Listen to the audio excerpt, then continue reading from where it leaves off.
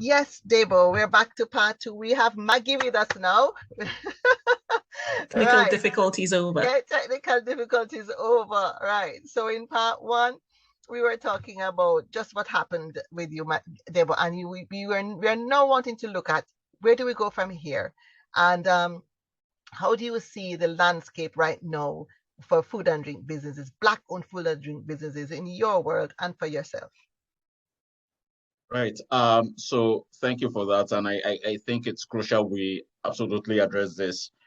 So first and foremost, for a bit of context, then over the past couple of years, before I started Twale and while in Twale, I have observed businesses, food businesses specifically, from Black and ethnic minority in my area, start up and close down, start up and close down. Some of them for less than a year, they're out. So I wonder, what the challenge is there. For one, I also don't want to be that kind of business where, we put ourselves out there, we get the location or shop space, open up, and then we are part of the statistics that has closed down. Whatever is happening with, funding or guidance or mentoring or reaching the customers or sustainability, I just don't get it. But definitely there has to be a solution. Again, we look at we have lots of coffee shops, and coffee shops are never out of business. They start up in every corner and they are still thriving 3, 5, 10 years from now. So why is it that ideas that are unique, such as, businesses that Black and ethnic minorities bring up, food businesses, there's no question about it. They are unique, they taste well, people like them, but why can't they stay open? So I believe there's something missing. It could be that they are not getting the right funding from the bank. I've tried approaching a bank before. It was tedious. Well, and long story short, I didn't get it. Other well, I don't know if to call them agencies or whatever, that have tried to help too in the past. There's enormous paperwork you need to go through, and I there's just a disconnect between the reality of us opening and the reality of us staying open compared to our counterparts. So there's a gap there I'm yet to figure out really, and it's frustrating, it's painful. Debo, have you had any conversation with any of those businesses that might have, that have opened and closed? Have you spoken with anyone? I have Has I have any spoke I have spoken with a few of them, and it's a well, one of them in particular boils down to support.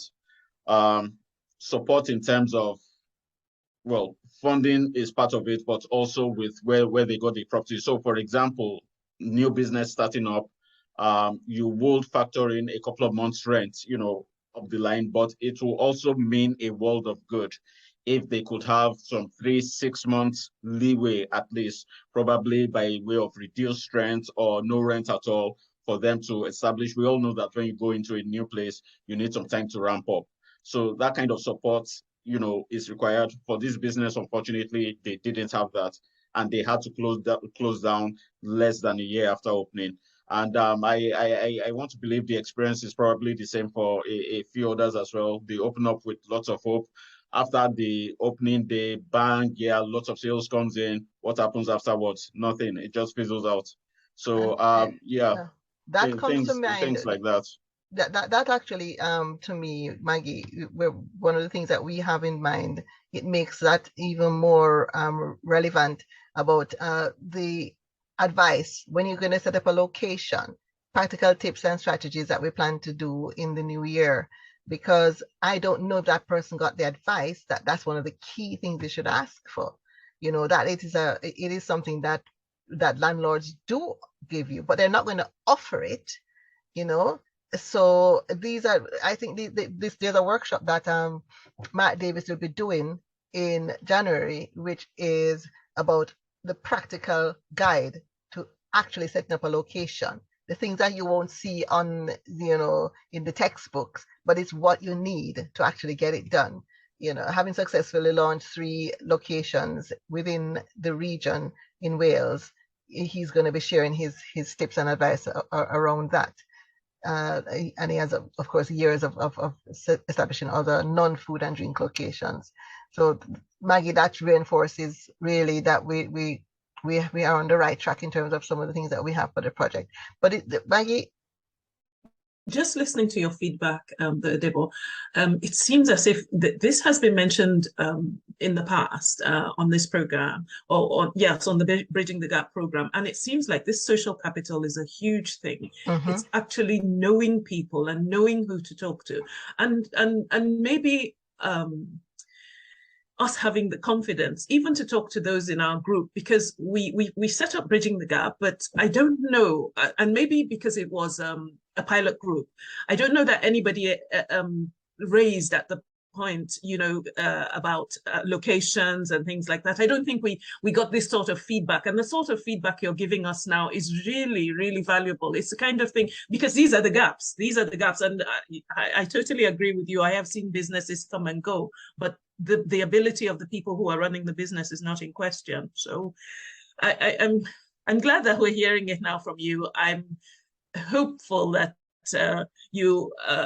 we all can continue on this program and get something out of it, and the particular needs that we have are met. Yes, in terms of the finance as well, we also have one of the experts that has been procured in by the project. He is a finance expert, and he's going to be delivering a workshop. But then also our plan is to have him available for one-to-one afterwards for support and advice for because when you go into a workshop, yes, you listen and you might have a chance to answer a few questions, but it's the one who speaks the loudest and the quickest, and it's a short period of time to have for the Q&A, isn't it? So we want to make it that afterwards the participants can be able to take advantage of that expert and be able to get advice ongoing, because I think that's where it's lacking, as Maggie said, and as I actually did doing that workshop last year about building your social capital. And the other thing that I want to encourage us, and I don't know if you could have had a chance to do any of that, but to build your social capital, we got to go out networking and interacting and showing up. So that's one of the things that we're going to have to in the project, which is why we want to do workshops also with other people from outside of the project. So you improve the people that you improve your network. And so NatWest, we have a collaboration with NatWest, and they did a workshop last month for us, which was a combined workshop with other businesses, and it was hosted at Welsh Ice, but it could also be accessed via Zoom. And I know they have a couple more that they're doing. And I know as well that they're also offering to our project participants spaces in their hub to go into their hub in Cardiff. So that's one of the things we want to encourage, because I know, as you said, you were lonely when you were going through your stuff. If you had that kind of relationship with other businesses that you could go into the hub, you could, that would help. So your feedback on what we just said? Yeah, that is very good. And much as I appreciate having a network of entrepreneurs, the truth is that there are different kinds of entrepreneurs out there, and there are different kinds of settings and groups. So there are definitely people you will connect with. There are others that you won't connect with such as much. If I can mention, in one of our previous meetings, I absolutely 100% connected with something that Chef Mapenza said, about walking into banks, qualifications, and what have you to get your finance, or about your intellectual ability or whatsoever. So there are questions to be asked there. And so basically, for me as a person, if I was going to kind of relate certain problems in terms of accessing finance and intellectual abilities and stuff, because I've been able to connect with such a person, he's somebody I won't hesitate asking that kind of question, that look, okay, this you raised this challenge, have you been able to navigate it in any way, or what ideas do you have in mind about going around this particular problem? because for example, because it's a big issue, really. You know, we've talked about ideas, we've talked about having a good team, we've talked about, you know, having your timing correct and all that. Finance also plays a big role. And talking about finance, it's been quite bad for us in the past 12 months, so much so that I've had to go back into full-time employment. So I currently work as a digital business analyst now. That's during the week, but I face the business during the weekends then. But all this is so that I give myself some time and space to be, because normally no business in their right mind to keep my business open right now with the way we are. But I have a dream, I have a focus. I'm not going to be one of those that close down. Yes, it may take me quite long, but there's a fire inside of me, regardless of how little it is, it won't just die, because there's somewhere this business has to be. So yeah, back to the issue of network, having the right, you know, connecting with the right people is absolutely key. If you have a circle of people that have something in common, then, you know, they can do magic with the right support. That's what the project is all about. I want a question for you, Debo. Do you think it would be useful to have a buddy system within the project? Because you mentioned you and Chef Peter, and as you said that, I thought, you know, maybe we should encourage Maggie. I don't you think, but maybe we should encourage the cohort to probably buddy up. So there is somebody that resonates with them, and there's like an accountability partnership, somebody who can bounce ideas off within the whole process that we have going on. What are your thoughts, Debo and Maggie? Well, for one, I love that idea. For me, I don't think we can have too much of our kind of business. The if anything, it will benefit us. So, for example, as far as I know, I'm probably the only one, not me literally, but you know, my business, myself and my wife. Our jollof rice is well known in this part of Wales. However, it will not do us any harm if we had more people producing jollof rice, because at the end of the day, what it does is spread the knowledge of jollof rice. So much so that, okay, I'm asking you, do you know jollof rice? And people will be like, what is that? By the time we have more people supplying it, and then more people know about it, of course, jollof rice. I don't mind jollof rice. I mean, you know, we have lots of Indian restaurants now. They started somewhere, and people who go corporate offices, they want to go out on a night out. We are going to, you know, have some curry, and what they are saying curry, they are going to, you know, an Indian restaurant. That is it. You know, they have it's become a special thing for them now. So my imagination is that if we have a lot more people within our African space producing more of those food, then we put ourselves in a stronger position, not just for one person, but for all of us. Yeah. Debo, I like what you said, and I like the idea of buddying up. And one of the things that came to me, and I didn't know whether I could mention it at this part, is that people are going through things, and you guys have gone through things, and we haven't got to know about it. So the buddying up thing might help. I want to mention something that came out of the NatWest Accelerator for me, which I know that you were on. I happened to end up in the wrong group one day and met with a guy called Ashley, the LinkedIn guy. Ashley and I are still in conversation every Monday for less than 15 minutes. Ashley and I challenge each other. You're going to do this by the next time we speak. It has been a very helpful thing. Ashley he's not a person of color, but it was that we were going to force ourselves to meet deadlines, and we have both done it because of that. So that is a good thing about budding up. I think there's that. But the thing you've mentioned about people knowing jollof rice is key.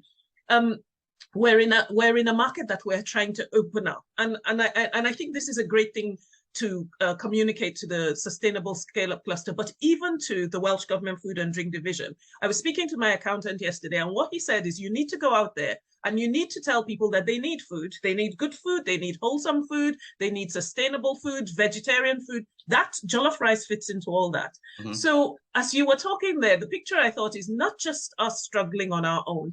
I interviewed this is about you, but I really want to make a point here. I interviewed Beatrice of Saboda Amor, who is Spanish food. And she said that when she went on a BBC show, her website went from 0 to 2,000 orders in one day. That showcased paella and showcased her Spanish paella and showcased how easy it was. We need exposure. We need that sort of exposure. Maybe that's part of the gap, that what we're trying to showcase, our businesses that we're trying to showcase, that we're trying to bring into communities. We're having to spend too much time to educate people, so we're not making profit, sufficient profit. And so, Bernie, I don't know what you think, but that might be a good thing. That might be part of the support we need. Get us out there on media, get us on TV. Oh yeah, I think that is the case. Definitely, it's profile raising, which is one of the things that we try to do where we tried last year to interview and put out on social media about what's going on within the cohort. I know within the project they now have a social media team, and I know they're looking for good news stories and ways to showcase what's happening within the project. So if we as a cohort we could sit together and look at what elements are there within the project, not just on Black History Month, but ongoing, and get them to start shining a light on it. That's the beginning, because once you start to shine a light and you get the media interest, then it actually just escalates from there. So I'm mindful of the time of this interview. Debo, is there anything else you'd like to share with us that you think, because this is going internally and they're all going to see it, those that can make a decision and make a difference within the project, what would you like to tell them? Let me put you on, let me pin your video. No, you're talking to the project powers that be. So the one thing I think we should also, communicate is that, yeah, though businesses, you've supported businesses in the past, in this case, for Black and ethnic minority businesses, one size does not fit all. So you need to kind of understand what these people need and how you can help them, because helping them will help you in the long run. Because what we're trying to do is not just, rely solely on the government for everything we need. We want to be employers. We want to help this economy grow as well. That is where we want to get to.